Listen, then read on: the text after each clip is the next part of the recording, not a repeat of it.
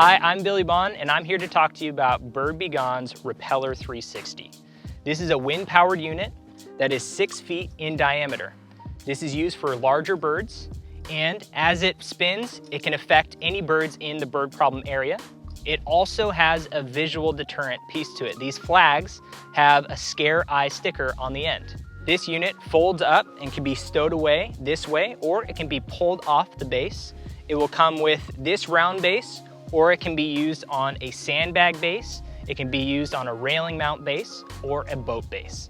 A thing to keep in mind is in high winds, you want to stow this away. And what I mean by high winds is right around 40-mile-per-hour winds or hurricane storms.